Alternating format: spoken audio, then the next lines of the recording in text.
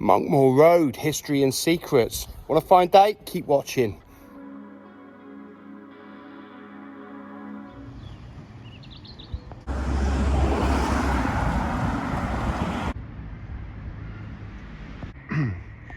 So the bridge here on Holywell Street, Railway Bridge, is the site of what is the well, would have been the well of St Winifred's, which had healing properties, and many of the pilgrims visiting the abbey would have come and bathed here, and hopefully got some of the restorative health boosting qualities and benefits of visiting St Winifred's well. Just behind me, a recent development, Wilfred Owen Close. I've got to say, I do like the architecture here. It fits right in with the area. Holy Well of St Winifred.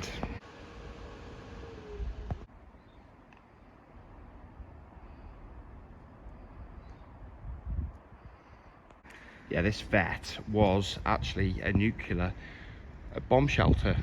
Yeah, it would have been part of the continuation of government programme that in the terrible event of a nuclear war or nuclear bomb dropping on England, a big or several, that this would have been one of the chain of command bunkers that would have remained for communication and survival. We did cover it a long time ago on this channel. We did cover one of these bunkers in Cheshire. It's still on the channel if you want to watch it, and it's very old, so excuse the sketchy presenting. See the abbey peeking over the trees there. Just coming off at this right angle is Whitehall Street. As you can see at the end is Whitehall. So welcome back to Third Rate Content. Today we're going to have a little walk along Monkmoor Road from the bottom to the top, and hopefully learn a little bit of history about it.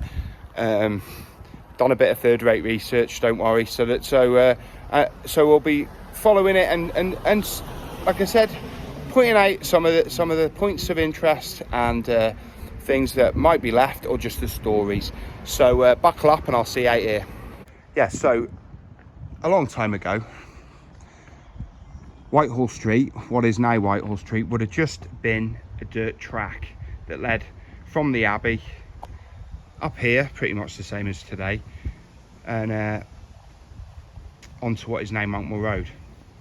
Because Monkmore, the area, no houses on it then, just fields and woods, was granted to Shrewsbury Abbey, just behind me, in 1087 by Helgot, who was in control of the manor of Uffington. Sounds a bit of a sort of Saxon. Maybe he was forced to grant it to Shrewsbury Abbey, but Helgot definitely sounds like a Saxon name. Coat and Print, obviously Coton Hill is another area of Shrewsbury, and we're in Monkmore today. So it must have transferred here at some point in the past, and now it's shut down, and I don't think it'll be coming back.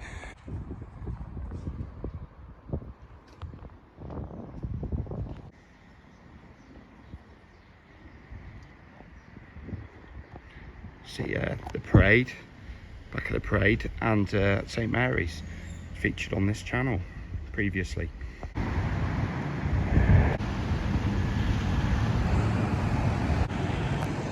Yeah, so we're going to be making our way from here, just Abbey Foregate here. We're going to be making our way all the way up Monkmoor Road today. We did just come out of Whitehall Street a minute ago, but we just thought we'd come down here and start properly. And we'll just head up to Whitehall now and learn a bit more about Whitehall. Because I've learnt more facts since we covered Whitehall last year that hopefully you didn't know, or you might not know in hearing again here on Third Rate Content. Yeah, Whitehall was built by Richard Prince between the years of 1578 and 1582. Yeah, Prince was one of the wealthiest men in England at that time in the High Elizabethan era. And Whitehall got its name because for most of its life it was actually painted white. Could be seen for miles around. Obviously it's now, and it's in sand, you know, in natural sandstone finish, the gatehouse here. But of course, that's how Whitehall got its name.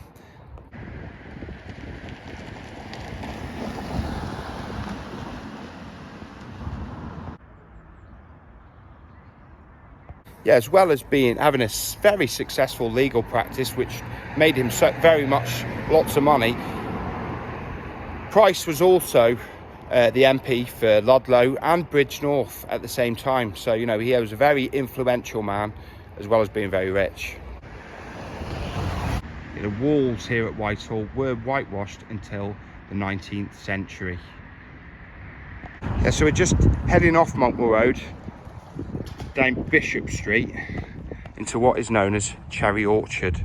Small, well, a medium-sized development, built in the 1880s. Yeah, because after 3 generations, the Prince family died out, and the land which surrounded Whitehall just being over our shoulder, just here, died out, and the land was sold, and this whole area was known as was actually a cherry orchard, and is now today known as Cherry Orchard. The Earls of Tankerville inherited the land around Whitehall and the Cherry Orchard, and in 1835 it was sold, the land from the Earls of Tankerville, to the then headmaster of Shrewsbury School, a gentleman who's already appeared in third-rate content, one Dr. Samuel Butler. So it was, he got the Whitehall house. I think it was 25 acres of land around it, which included this, and he lived there till he passed away. So when Dr. Samuel Butler passed away in 1839, he left the land in Whitehall to his son, Samuel Butler Jr. Samuel Butler Jr. Sold Whitehall Mansion to his cousin, and had the Cherry Orchard land developed into what is Cherry Orchard in 1887. This was these fine Victorian houses. So 30 years after his father passed away. So Butler named all the streets in Cherry Orchard after people who were dear to him. Alfred Street here was named after his valet, Alfred Cuthery. Bespoke ladies' wear made here to your needs. Clifford Street was named after Butler's London home, Clifford's Inn. The Dub Mania. And Cannon Street was named after Butler's father, Canon Thomas Butler. You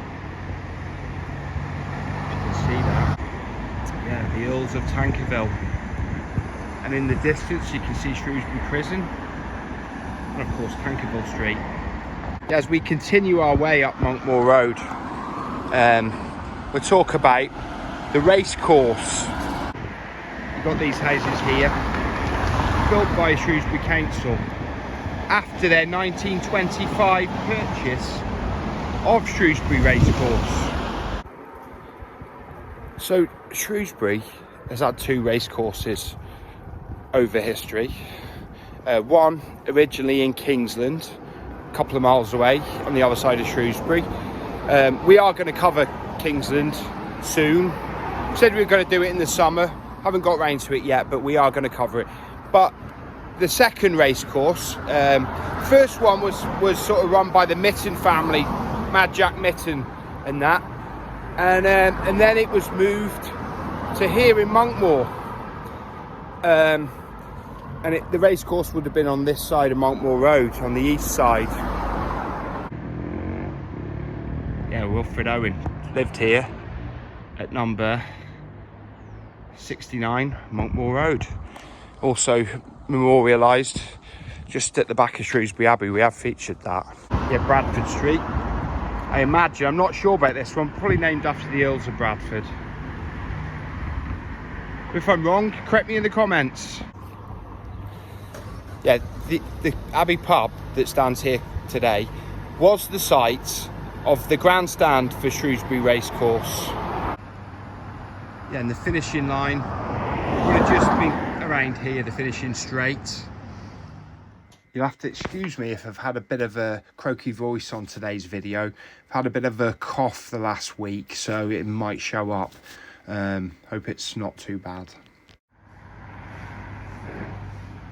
Yeah, John Frail ran Shrewsbury Racecourse in the mid-late 1800s and made quite a success of it. But there was a lot of allegations of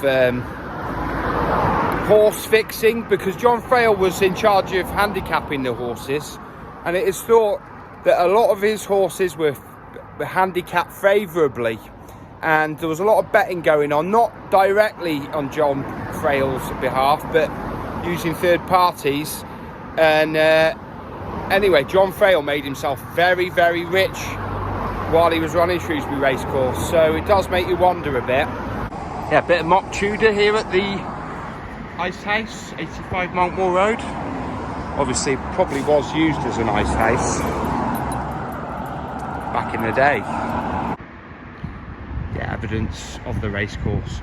Of course, after Shrewsbury Council bought the land in the 1920s, they developed it and built all these really nice, actually, well built council houses. And this is the site of the, well, it is the former Monkmore School.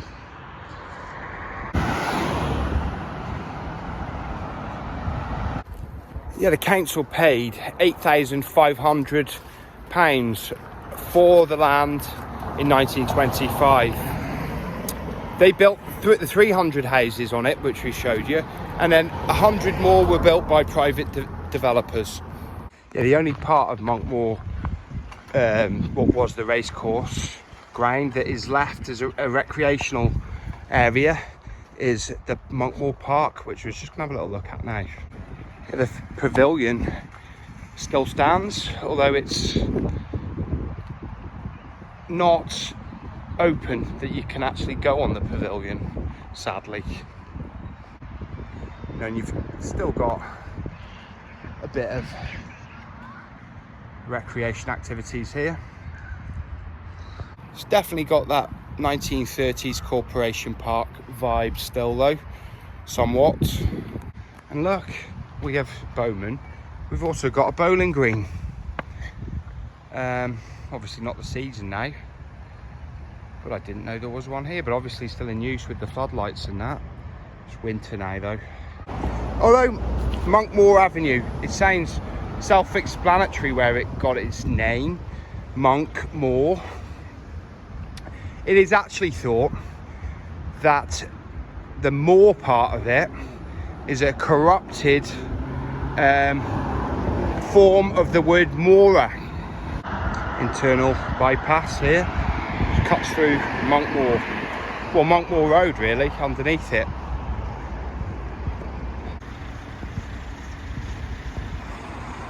Charming little church, isn't it? Usually when you get butts in a place name, it refers to the fact that archery used to take place there. Obviously, archery was a favourite pastime of the English going back in the day, obviously with their fantastic longbowmen. Archery practice was done everywhere in the country, really.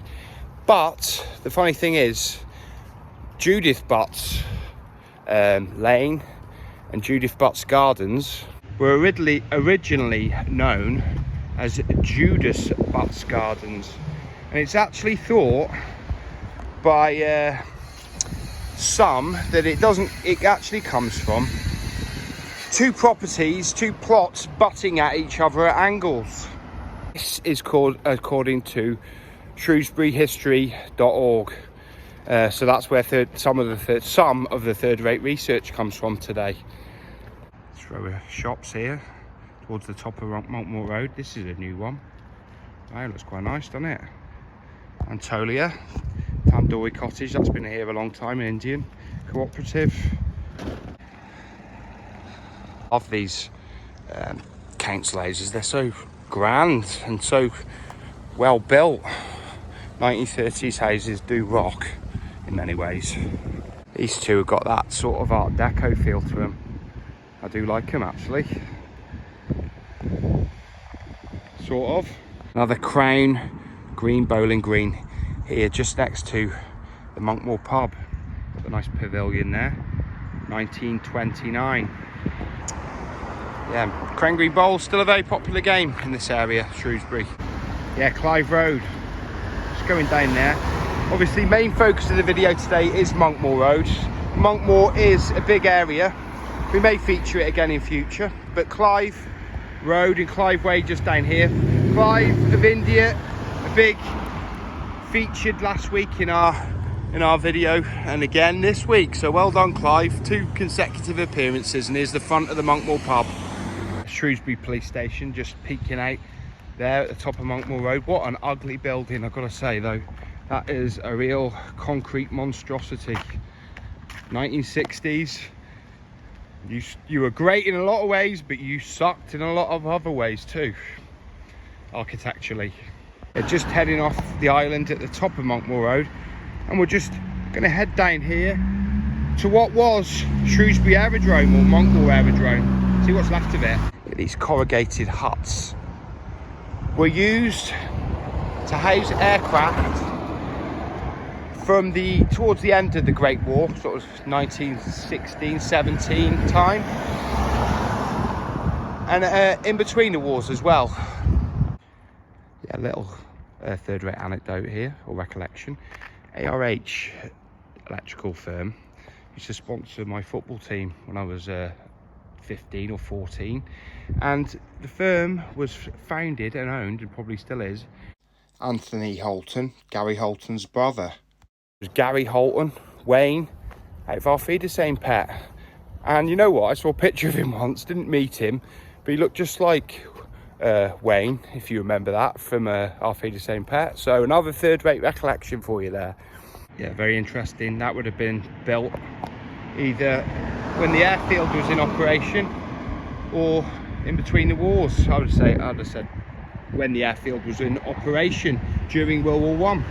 Yeah, after the Great War, the buildings and site were bought by Mr. Walter Vaughan, a successful Shrewsbury hatter.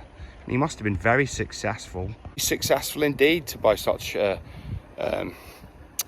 site. But I suppose everybody did wear hats back in them days.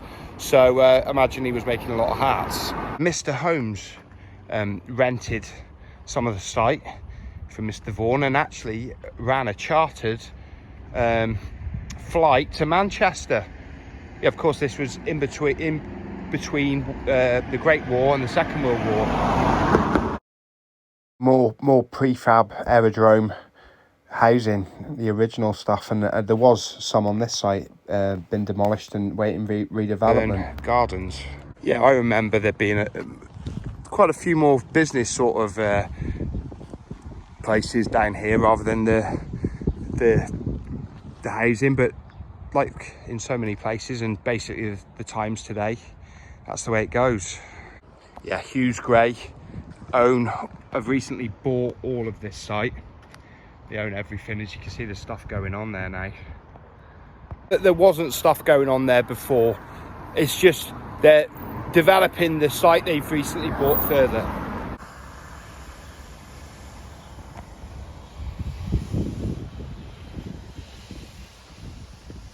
As you can see, Monkmoor Road starts getting less urban down here.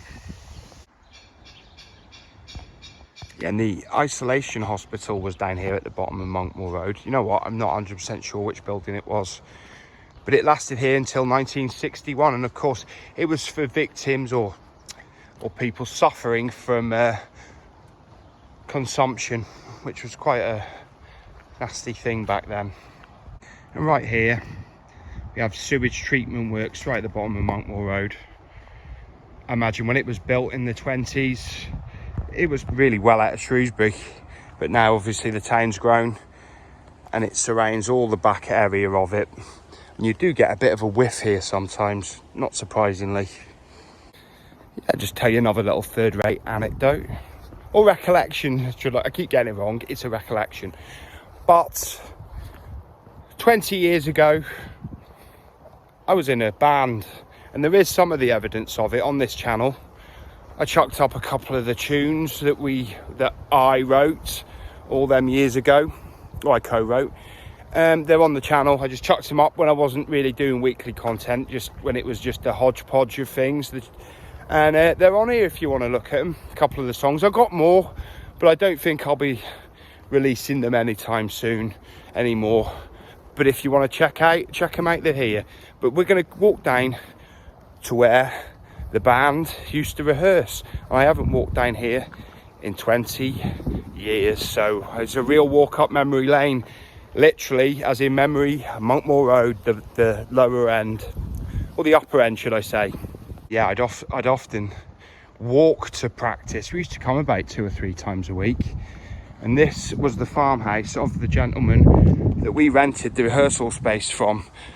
Our band, and quite a few others, which I'll explain in a moment, was the rehearsal complex for Shrewsbury, really.